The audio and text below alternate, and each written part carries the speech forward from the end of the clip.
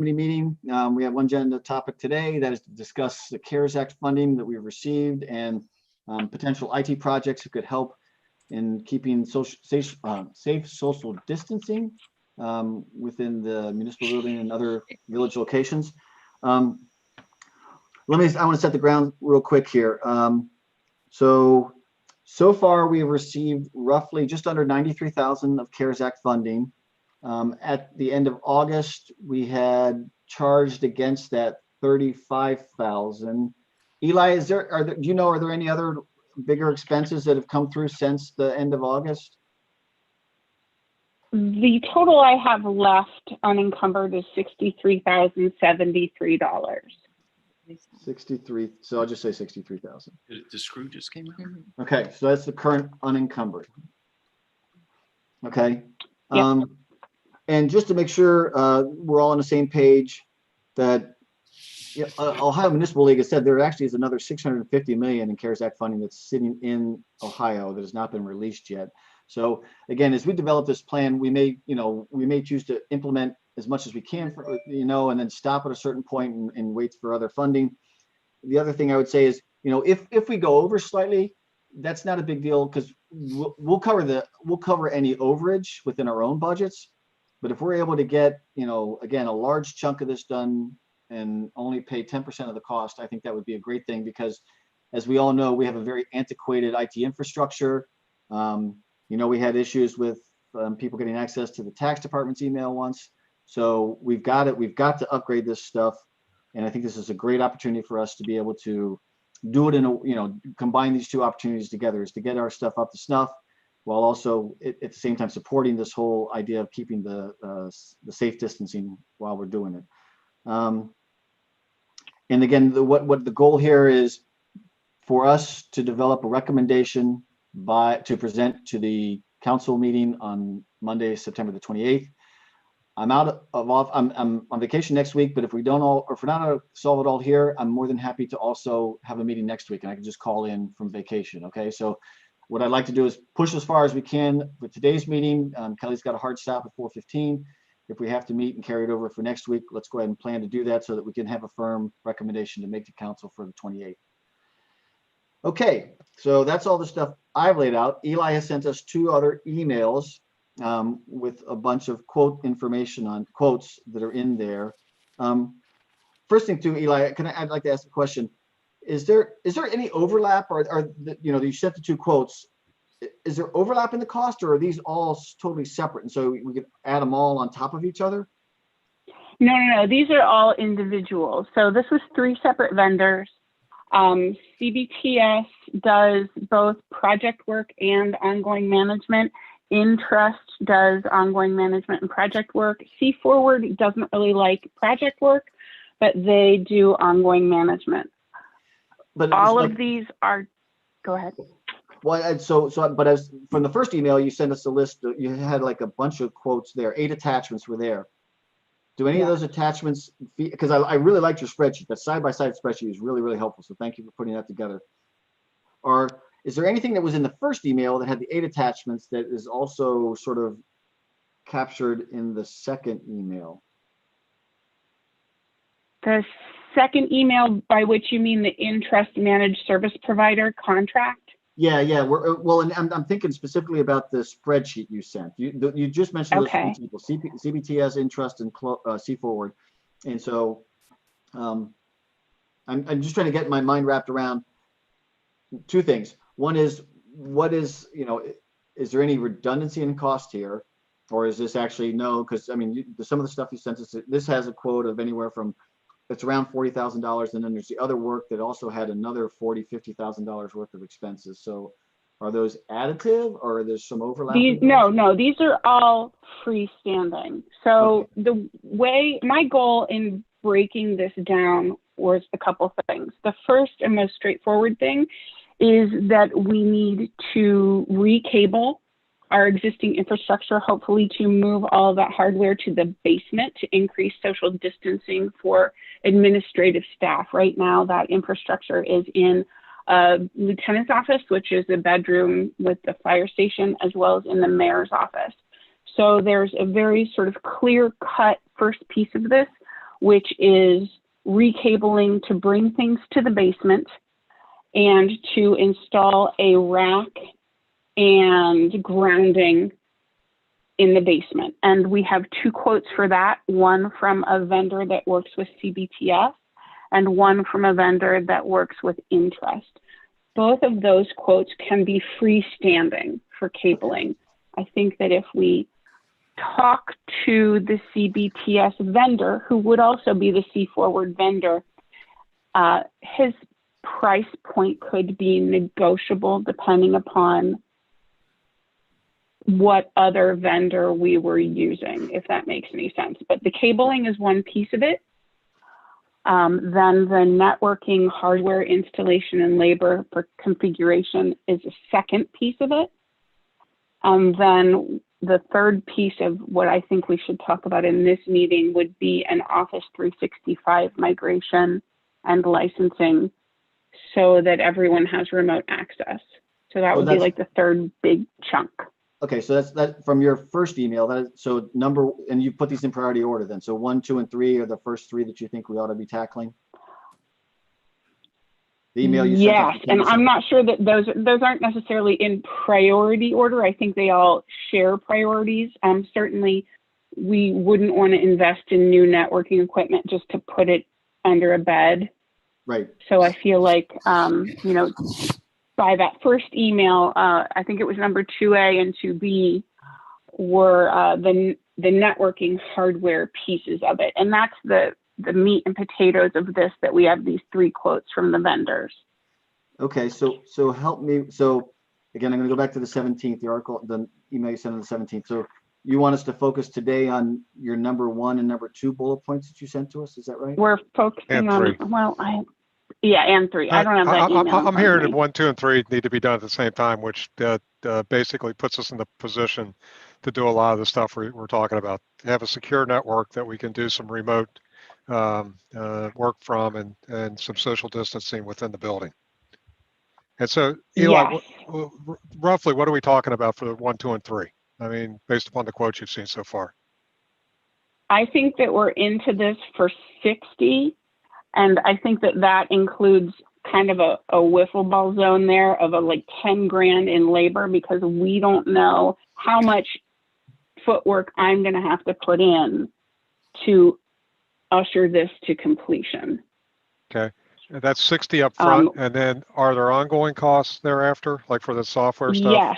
The Office 365 migration, the Office product is a monthly product. That's going to add probably $350 a month in ongoing monthly fees. And we need to move to a fiber infrastructure. Cincinnati Bell gave me a bid for their dedicated fiber, which was $300 a month for 50 megs. I have an aggregating vendor that I am in touch with but haven't heard back from, called ATC, who kind of can find you deals that aren't normally sold to you by managed service providers.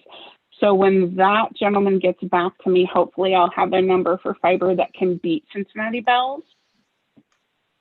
But off the top, you can say you're looking at an additional $700 in fees, and $200 of that we buy back because we'd be canceling our Spectrum ISP. So you're a delta monthly of $500 increase in ongoing expenses. And that's just for Office 365 and getting a robust fiber backbone. That does not address the elephant in the room, which is ongoing monitoring and management, potentially by a third-party IT vendor. I think that's kind of out of scope for this discussion because the focus is on initial capital expenses for social distancing and remote access.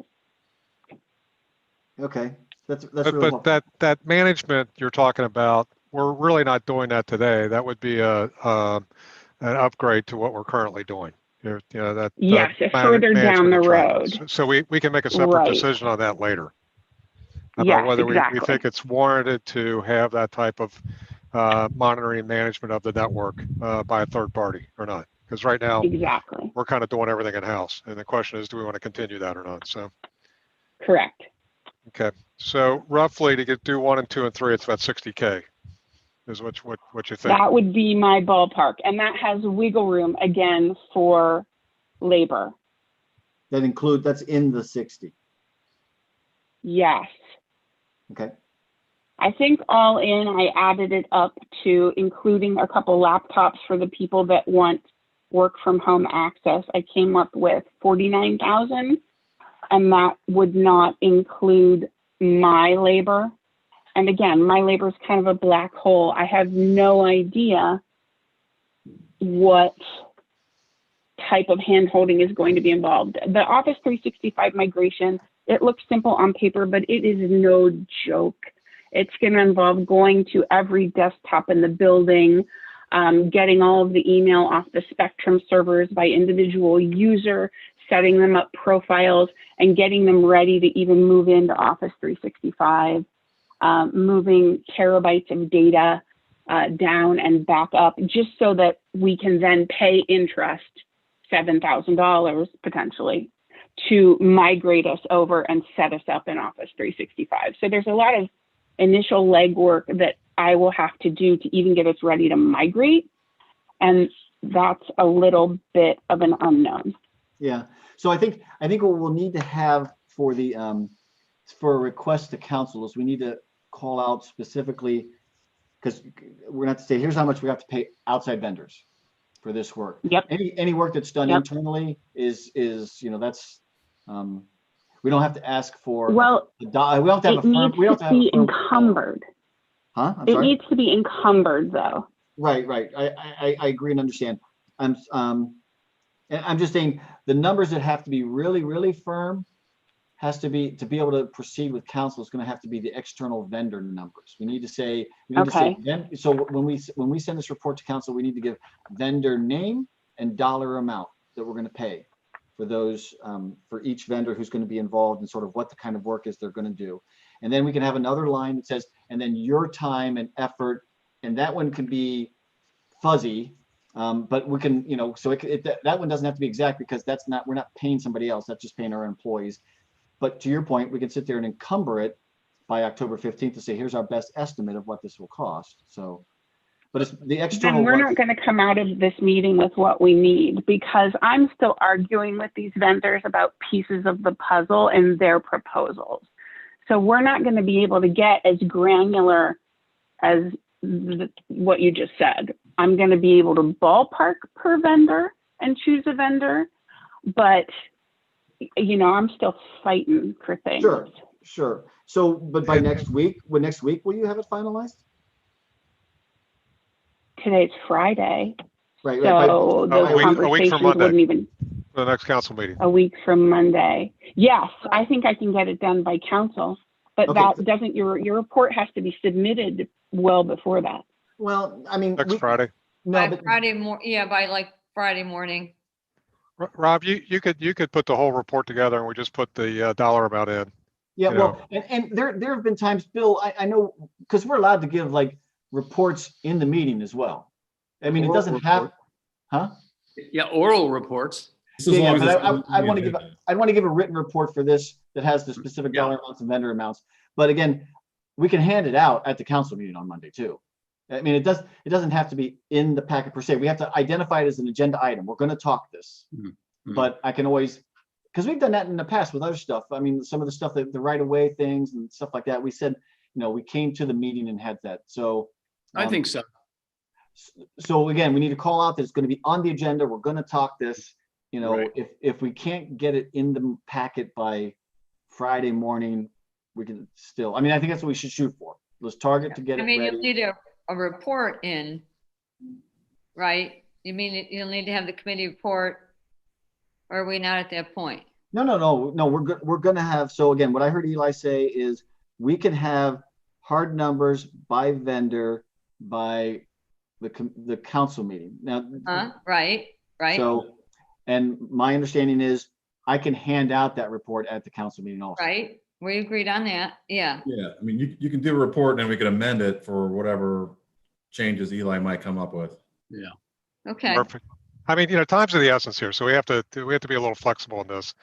And with Rob going out of town, it kind of throws a little bit of a, but I think we can get there, and we got to get there. Yeah. I mean, this is an opportunity we don't want to blow. Yeah. Totally agree. So So, again, look, go ahead, Joe. Can we just go back to a little bit of a 30,000 foot view here with Eli? So I'm just trying to understand something. The cabling itself, the cabling that's there is just a hodgepodge of stuff, and it's leading to routers and connection points that are kind of out in unsecured locations right now. Is that? Yes. Okay.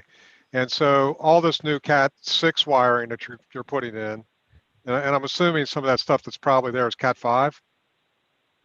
Yes. Okay, so we're upgrading the wire, we're putting it in a secure location, and then We're moving it away from people. right, and then we're bringing in the proper firewall switches and backbone to basically be able to do a network properly. This is what I'm hearing. Yep. And then on top of that, then we're talking about upgrading the email and file software. So we're taking that additional step to update that stuff.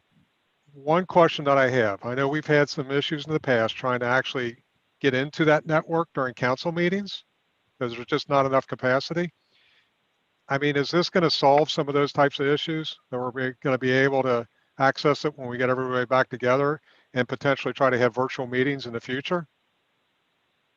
Well, part of that is a bandwidth issue and part of that is an access issue. So right now, part of this networking physical hardware upgrade is going to include building-wide secure Wi-Fi with separate networks for each department. So there'll be a building-wide guest network for everybody and their brother, and then each department will have an internal Wi-Fi network that connects just to their particular walled garden. Part of that puzzle, if I connect this to 50 meg symmetrical fiber and suddenly 75 people show up for council and everybody for some reason wants to stream a video, that's not going to work. And the price point for higher bandwidth dedicated fiber is untenable. Like you're hitting like $900 a month. So I think we need to be realistic in what our use cases are when we're trying to scale this fiber. And so let's aim for hitting, the 75% of the cases that we find in our lives. And there are going to be outliers no matter what. And paying $900 a month for bandwidth to support an outlier case, to me, is not the smartest thing to do. But I'm also not council. No, I agree with you, Eli. I mean, we don't have to go out to the third standard deviation in terms of providing access to this kind of stuff, especially for the guests. So as long as we're covering the, 2 standard deviation or 1 standard deviation, that's fine. So. Right. So I can't, since I wasn't at these meetings and I'm not sure what, I had talked to Gordon a little bit about Zoom bottlenecking because there was some original presupposition that everyone was going to be in the council chamber, but Zooming in. So would our existing infrastructure support 6 people Zooming to ICRC somehow? And that would not be tenable. Also, to me, that's nonsensical because if you're all together, I don't know why you're individually Zooming to a third point in the world. Right. But if we do want to make some kind of accommodations for this sort of thing, whether it be different services from ICRC or upgraded services from ICRC, I don't know what they offer. That's something that I can look into. But as far as like our regular daily lives, that's the type of bandwidth that I'm looking at supporting. And I think that makes sense. I think we should be, we have limited resources. Let's get as much as we can done that provides the normal operating process or procedure. Right. So the 50 meg symmetrical fiber, because to me that sounded like not very much, but we're not heavy users during the day, and there are full townships of 1,500 users working on 50 megs fiber. But again, they're not doing video streaming. They're just swapping emails and stuff like that. So it's a little bit of a different situation. So it's good enough, and hopefully I can get it less expensively. But if we're comfortable at a $300 a month price point, and this secondary aggregator says, hey, I can get you, you know, symmetrical 150 for that $300 a month, then sure, you know. Yep. Okay, but Eli, I guess what I'm hearing here is we can't even think about doing that right now with our existing system. All of you individually Zooming? No. Okay, so this. I mean, you at don't least- even this have at the least- Wi-Fi. This at least provides the first step to potentially doing something like that. Yes. Well, building-wide Wi-Fi for social distancing and, you know, not just council meetings, but like mayor's court and stuff like that. I think that's just a no-brainer. I think that the CARES Act money is fully defensible to be spent on that. Okay. I agree. Okay, so again, for the report, what we'll need, Eli, will be by vendor, the cost. And again, if you've got, because one of the things we've asked for a lot of times, we've asked where possible, and it sounds like you're already doing that, is to get at least 2 quotes. So, you know, if you have, here are the 2 vendors, here are the 2 quotes, I'm recommending that we go with vendor A, you know, and then that's what I'll need to put into the committee report is, we got these quotes, here's the final package that we're recommending, here's the vendors and the dollar amounts we're going to give them. And then, like I said, for you, we'll just put a ballpark estimate for your labor. And then that'll be what we submit, because the approval from council will be the okay to go spend that money with external vendors. Okay. Right. So so it sounds like we'll definitely need to reconnect next week when we have firm numbers and something to vote on then. And again, I'm happy to call in from vacation for that. That's not a big deal. All right, and again, this is just going to be for items 1, 2, and 3 on Eli's list at this point. 4, 5, and 6 we'll look at later. Well, I thought I heard Eli say that she had in there a couple of laptops. Is that right, Eli? Did I catch that right? Yep, I threw in just ballparking $2,000 for laptops. Tim had asked for a laptop for remote access when he is off-site, and Rick would prefer to use a laptop also for remote access when he's at home. Again, those need labor to stand them up and harden them and configure them within the new system. And I don't know who else might benefit from them. Deanna can't really work from home because she has a paper-based workflow. Joni, being tied into the accounting software, she could certainly do some accounting from home, but again, she can't run checks from home or do any of that remotely. Allison can't answer the phone from home. So there weren't a lot of people, obviously police officers and firemen aren't working from home. So there weren't a lot of people whose remote access was going to be laptop worthy. Maybe Dawn. All right, so are the laptops part of the 60 Thank we you. talked about? Yeah, that's my Okay. question too. Yeah. All right, then what Yes. about item 5, the interest? I'm not looking at my email. Give me just a second. You want me to read it to you, Eli? No, I can find it. Okay.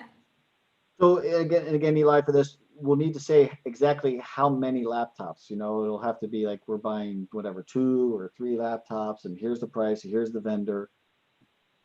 So for this council report, we need to be specific in terms of dollar amount, vendor, and what exactly we're buying.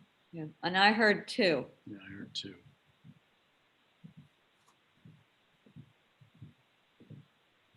You're going to have to read it to me. I can't find my email. I'm sorry. Okay, so number 5 says, a quote from Intrust for budgeting purposes and replacing the existing file accounting server. Right. We do need to talk about that. Okay, go ahead. Missing from this aspect of the quote is $1,400 for the license for SQL server, which is what the upgraded version of CMI needs to run. That's line item 5. Yep. And then 6 is laptops. No, 4 was laptop. 4 is laptops. Is there 6? There's Yes, a there is. six, talks about implementing solutions for the tax department. Got it. Okay. Yeah, that was Rick and Deanna. So yes, part of the quote that I got from Intrust is about exploring server replacement. So we're doing all this network upgrading. We're helping out our social distancing. We're helping out our remote access, but we're basically taking our ancient grandpa of a server and putting him in a secure location in the basement. And while that's all fine and well, I did want them to put numbers together for me on both replacing him kind of in line with a version of himself as he currently exists, but modern, as well as replacing him with a version of himself with the appropriate upgrades to support the CMI future upgrade. And that is a line item on Intrust's quote, a couple different line items. That probably falls to the future discussions we have with regard to CMI and OAN. But we do need to acknowledge that when we move all this network infrastructure, there is a critical point of failure, which is this ancient server that we're dragging to the basement. So one of my goals in this Office 365 migration is to basically make that server obsolete. So if he moves to the basement and then he croaks, it is irrelevant because we are fully serverless. But until we see how the Office 365 migration goes and how comprehensive it's able to support our infrastructure, we're not going to know the answer on that server. So he's not for discussion right now and not for encumbering right now, but we do need to acknowledge that we're not getting everything brand spanking new. We are taking some old and vulnerable pieces and tying them into our new infrastructure. So what cost range are you talking about for a server, a SQL server? What are we looking at? For the full SQL install with CMI, probably 14 grand, but that doesn't include CMI. That's just the server. CMI was 50 grand itself. And then Intrust quoted something like 13.5 to stand that server up and build him. So he's $27,000 himself. That labor cost for standing up that server to me seemed high. That's about 90 hours of labor at $150 an hour. But it is, 3 VMs and hardening a server. So it's not an insignificant bottom work. line, the guesstimate is 27,000, but you can And that try includes to their whittle. labor. You can try to whittle on it, But and that Right. gets us a new server that is probably got, and we'd have to look to see, okay, what's the problems with the old server? Failure is one of them, and then what do we get with the new server? And we can make the decision on the 27 later. It sounds like. Well, yeah, yes, definitely. And so actually, I think, correct me if I'm wrong, this conversation seems to fit in with, we have a separate agenda item now that's been put into the Finance Committee about CMI and our accounting system. CMI. So, yeah. Yep. So if we move to something else like UAN, we don't have to incur all these costs. Is that right? Potentially. If we just replace the server as he is now, it's probably $9,500 just to buy a new server as he is now if he dies where he is. And Office 365 doesn't solve all of our problems. So we do have to think about that. If we keep being a server environment, let's say, and we just want to make a new one that doesn't support CMI because we go to OAN, let's call it 10 grand. My hope for us is that we incur none of those costs because all of the functionality that we currently get out of an on-premises server will be fully replaced by Microsoft Cloud Services. Yeah. So again, it's possible that this is a zero number. Right. So my point in bringing this up is this conversation is for that other topic. The topic, Yes. When we go in to talk about CMI and UAN and stuff like that, that's when we'll address this topic. So that's not for, that's a separate meeting, separate discussion. Right? Okie dokie. All right. Right? So No, I'm asking a question. the other thing I'm going to ask at some point, Eli, is I've been trying to ask people, some of the department heads, we're doing this for the pool right now, is what's your needs list and what's your wish list? And again, I don't need, or I'm not looking for granular information. I'm just kind of looking for overall, what do you think we need to be looking at in the future? What should be on our radar from an IT perspective? And, what other things should we be thinking about potentially? And I call that kind of the wish list, so needs list and wish list, just, 30,000 foot view concepts. I'm not talking about going out and trying to price every, component and all the rest of the stuff, just so we have an idea about what we're facing here, because we just keep running into infrastructure issues within this village. And what's the timeline you're looking for that, Joe, when you're trying to bring those together? Probably by the end of the year. Yeah, because so I think that would fit well with the Tony's going to be running us through the permanent improvement fund process in the December meeting. We only have one meeting in December, and we've said that's when we're going to go through and review all the requests for the permanent improvement fund. And in the past, we've also said for the permanent improvement fund, we want to get a 5-year look at what your spending is. So I think if we target everybody for that meeting to say, we want your needs and your wants, and and ideally out to 5 years, help us get visibility to what any big things that are coming up in the future that we need to be thinking about, and then have that as part of the permanent improvement fund discussion in December, so we can lock and load on what the permanent improvement fund spending will be in 2021, but we'll also have visibility to what else is coming down the road. Because the other piece of that too is I keep thinking, let's start looking for other grants and stuff to pay for this stuff. Let's figure out what we need, identify our needs, and then look for grants. Tony, you're on mute. Sorry, somebody's in my office. Okay. Is there a question? No, I could see you talking, and it's like nothing was coming out. So. Okay, hold on. I got to finish this conversation. Okay. Are you asking me about grants for IT? No, I'm just saying, let's first identify what we think we need, and then let's keep our eyes peeled for grants from a variety of sources. IT specific grants, government grants. There's just a variety of stuff out there, but we don't even know what to look for in grants until we know what we're looking for. Well, I've looked for grants for stuff that's within my realm of control, because the state of Massachusetts did have IT infrastructure grants for municipalities.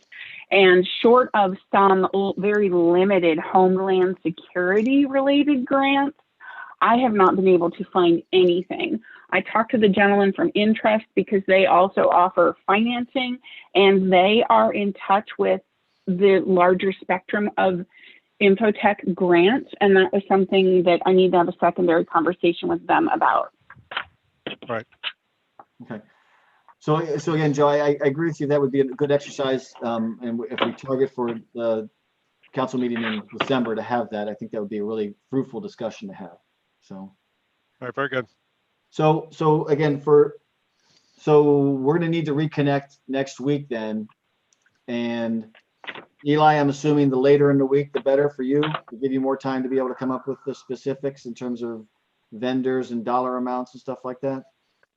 Yes, but there's a piece of this puzzle that I don't want to make this decision in a vacuum. And the idea of that is, like Joe's asking for the, top-down view.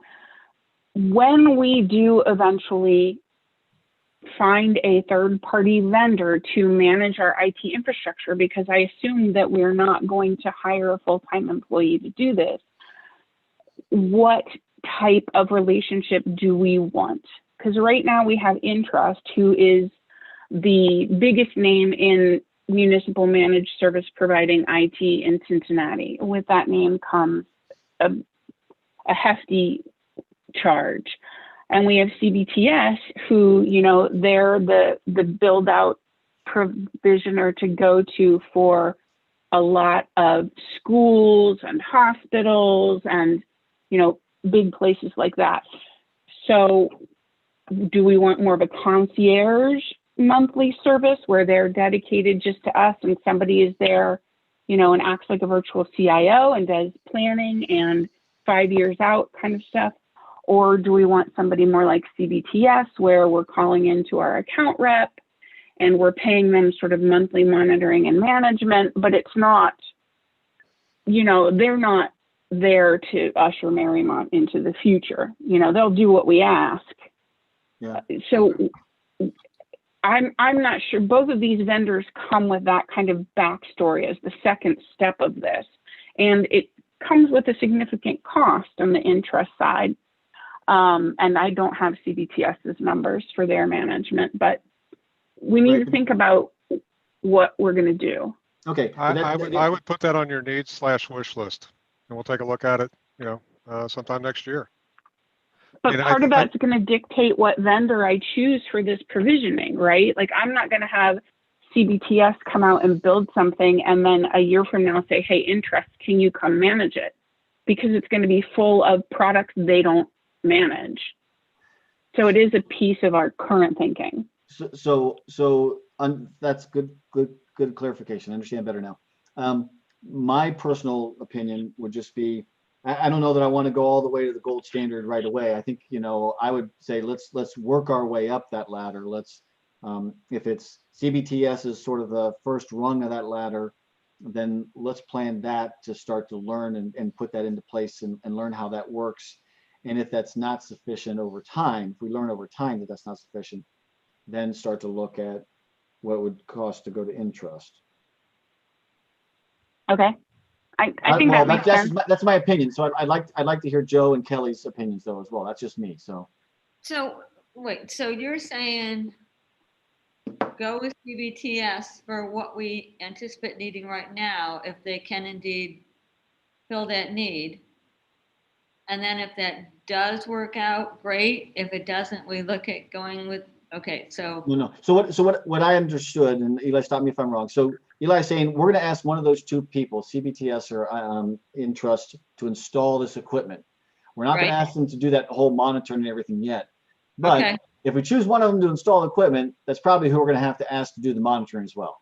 Right. In the future, whenever we cross that bridge of, creating that kind of a relationship with that vendor to have that security and things like that. And so, again, my opinion would be, I don't know that we're ready to go all the way up to the Intrust that Eli's saying is really the, the big name with the higher cost associated with it. And I just want to make sure that we have that as an option. Yeah, is it scalable? I mean, does one scale on top of the other? Eli? Are they compatible? Yes and no, right? CBTS is provided us with a quote for sort of a full line of a certain type of product from Aruba, which is owned by HP. Generally, when you're looking to pay someone to manage and monitor your infrastructure, they will need all the tools that actually interact with that infrastructure you bought. So if Intrust is out selling Sophos firewalls and Dado switches, they probably have their own tools where they can sit in their office and monitor a Sophos firewall and a Dado switch. If I call them and say, hey, I have this full Aruba infrastructure, can you manage and monitor it? They might say, I don't know, but they might say, hey, we don't have all that Aruba monitoring software. You're going to have to go find an Aruba monitoring shop. And so that's a little bit of a hiccup here. Well, is there an Aruba monitoring shop in business? Is it out there?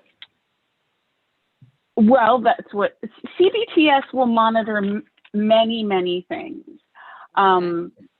They have a Meraki backend that they monitor, that they sell their networking as a service. They sell this HP stuff, which is Aruba.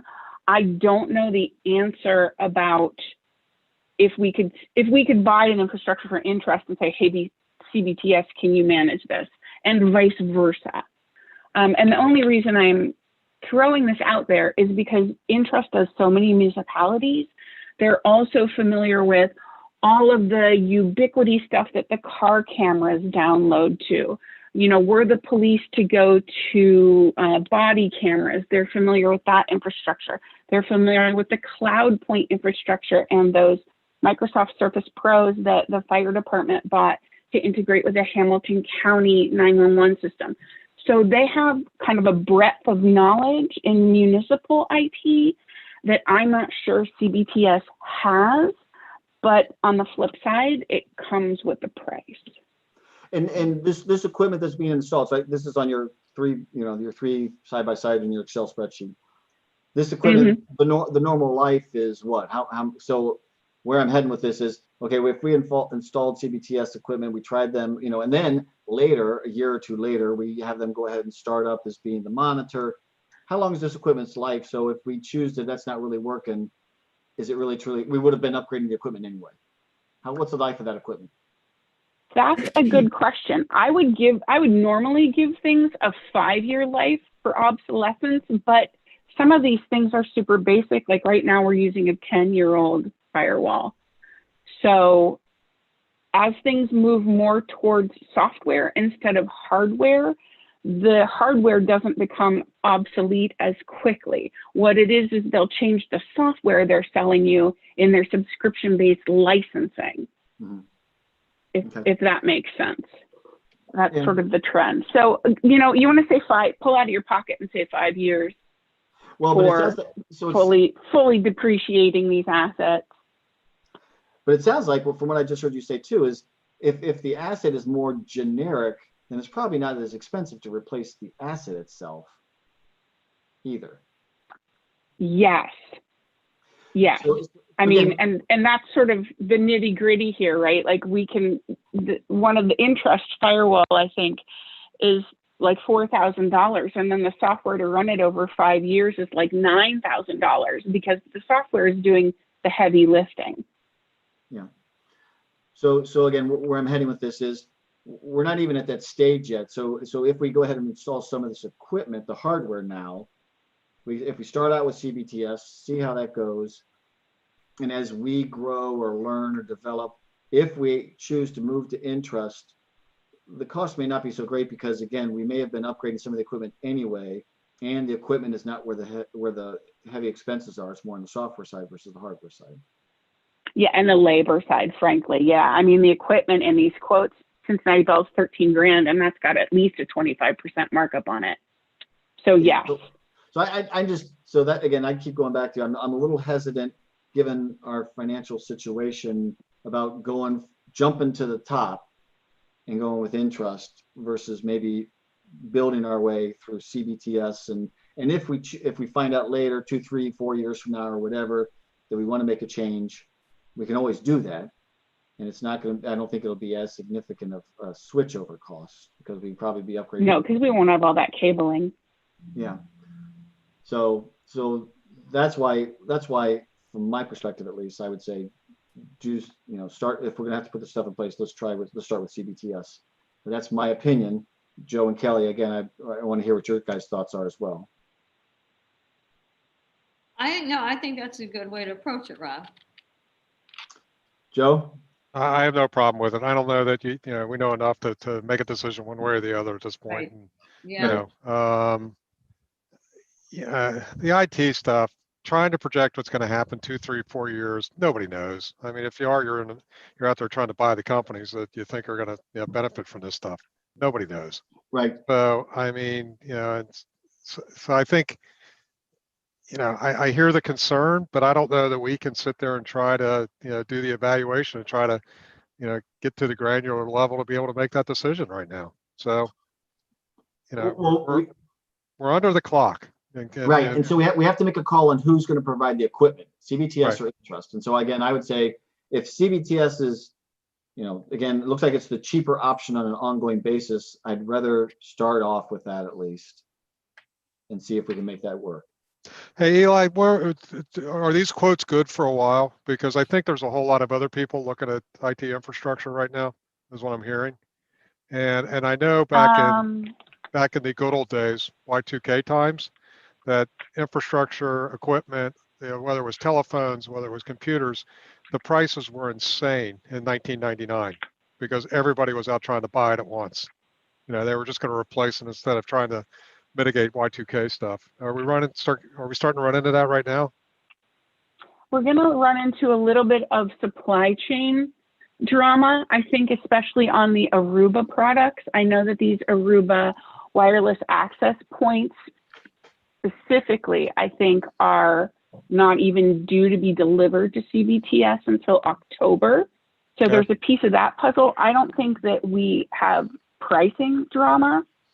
I think that these quotes, again, were down and dirty because we had a compressed time frame and nobody wanted to come out and do site visits.